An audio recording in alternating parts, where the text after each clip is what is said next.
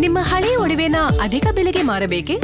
ಅಟಿಕಾಗೆ call ಮಾಡಿ 8880 Attica gold company. DK Shivakumar ಪಟ್ಟಾಭಿಷೇಕಕ್ಕೆ ಹಲವು ಗಣ್ಯರು ಸಾಕ್ಷಿಯಾಗಲಿದ್ದಾರೆ. ರಾಹುಲ್ ಗಾಂಧಿ, ಪ್ರಿಯಾಂಕಾ ಗಾಂಧಿಗೆ ಡಿಕೆ ಶಿವಕುಮಾರ್ ಆಹ್ವಾನ ಕೊಟ್ಟಿದ್ದಾರೆ.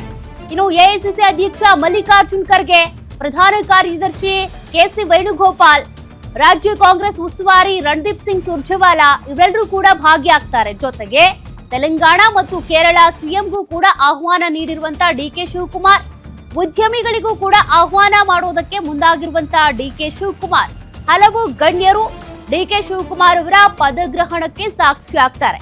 ಡಿಕೆ ಶಿವಕುಮಾರ್ ಅವರು ಪ್ರಮಾಣ ವಚನ ಸ್ವೀಕಾರ ಮಾಡೋದಕ್ಕೆ ಅಂತ ಈಗಾಗಲೇ ವೇದಿಕೆಗೆ ಬೇಕಾದ ಸಿದ್ಧತೆ ಕೂಡ ನಡೀತಾ ಇದೆ. ಮತ್ತೊಂದು ಕಡೆ ಗಣ್ಯಾತಿ ಗಣ್ಯರು ಭಾಗವಹಿಸ್ತಾರೆ. ಅದರಲ್ಲಿ ಕೇರಳ ಸಿಎಂ ಇರ್ಬೋದು, ಅದ್ರ ಜೊತೆಗೆ ವರಿಷ್ಠರು ಇರ್ಬೋದು, ಕೆಲ ಉದ್ಯಮಿಗಳಿಗೂ ಕೂಡ ಡಿಕೆ ಶಿವಕುಮಾರ್ ಅವರು ಆಹ್ವಾನ ಕೊಟ್ಟಿದ್ದಾರಂತೆ. ಕಾರ್ಯಕ್ರಮದಲ್ಲಿ ಯಾರೆಲ್ಲ ಭಾಗಿಯಾಗ್ತಾರೆ ನೋಡೋಣ. ವರಿಷ್ಠರು ಭಾಗಿಯಾಗೋದಂತೂ ಕನ್ಫರ್ಮ್. ಇನ್ನುಳಿದಂತೆ ಡಿಕೆ ಶಿವಕುಮಾರ್ ಅವರು ಯಾರ್ಯಾರಿಗೆ ಆಹ್ವಾನ ಕೊಟ್ಟಿದ್ದಾರೆ? ಸಿಎಂ ಜೊತೆ 10 ಶಾಸಕರು ಸಚಿವರಾಗಿ ಪ್ರಮಾಣ ವಚನವನ್ನ ಸ್ವೀಕಾರ ಮಾಡಲಿದ್ದಾರೆ. ಯಾರು ಹಾಗಾದ್ರೆ? ಉಳಿದ ಸ್ಥಾನಗಳನ್ನ ತುಂಬೋದಕ್ಕೆ ಟೈಮ್ ತೆಗೆದುಕೊಳ್ತಾರಂತೆ ಸಿಎಂ. ಡಿಕೆ ಶಿವಕುಮಾರ್ ಅವರು ಉಳಿದ ಸ್ಥಾನಗಳನ್ನ ಫಿಲ್ ಮಾಡೋದಕ್ಕೆ ಸಮಯ ಬೇಕು ಅಂತ ಹೇಳಿದ್ದಾರೆ. ಹೊಸ ಕ್ಯಾಬಿನೆಟ್ ನಲ್ಲಿ ಹಿರಿಯರಿಗೆ ಮಣೆ ಹಾಕೋದು ಡೌಟ್.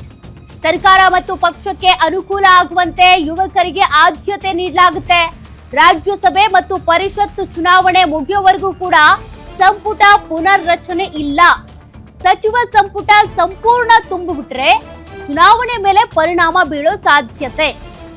ಹೀಗಾಗಿ ತಡವಾಗಿ ಸಚಿವ ಸಂಪುಟ ತುಂಬೋದಕ್ಕೆ ಡಿಕೆ ಶಿವಕುಮಾರ್ಗೆ ಸಲಹೆ ಸಿಕ್ಕಿದೆ. ಇದ್ದಕ್ಕಿದ್ದಂತೆ ಏಕಾಏಕಿಯಾಗಿ ಎಲ್ಲವನ್ನೂ ಸರ್ಜರಿ ಮಾಡ್ತೀನಿ ಅಂತ ಹೋದ್ರೆ ಹಿರಿಯರಿಗೆ ಕೊಕ್ ಕೊಡೋದು, ಯುವ ಶಾಸಕರಿಗೆ ಮಣೆ ಹಾಕೋದು, ಆ ರೀತಿ ಮಾಡ್ಬಿಟ್ರೆ ಈಗಾಗಲೇ ಸ್ಥಳೀಯ ಚುನಾವಣೆಗಳು ಘೋಷಣೆ ಆಗಿದೆ. ಆ ಸಂದರ್ಭದಲ್ಲಿ ಭಾರಿ ಎಫೆಕ್ಟ್ ಆಗುತ್ತೆ ಅನ್ನುವಂತ ಕಾರಣಕ್ಕೆ ಸದ್ಯ 10 ಶಾಸಕರು ಸಚಿವರಾಗಿ ಪ್ರಮಾಣ ವಚನವನ್ನ ಸ್ವೀಕಾರ ಮಾಡ್ತಾರಂತೆ. ಅದರಲ್ಲಿ ಈಗ ಸಚಿವರಾಗಿದ್ದವರೇನಾ ಅಥವಾ ಬೇರೆಯವ್ರಿಗೆ ಮಣೆ ಹಾಕಿದಾರ, ಅದನ್ನ ನಾವು ನೋಡ್ಬೇಕಿದೆ. ಒಟ್ಟು 10 ಜನ ಡಿಕೆ ಶಿವಕುಮಾರ್ ಅವರ ಜೊತೆಗೆ ಪ್ರಮಾಣ ವಚನ ಸ್ವೀಕಾರ ಮಾಡಲಿದ್ದಾರೆ.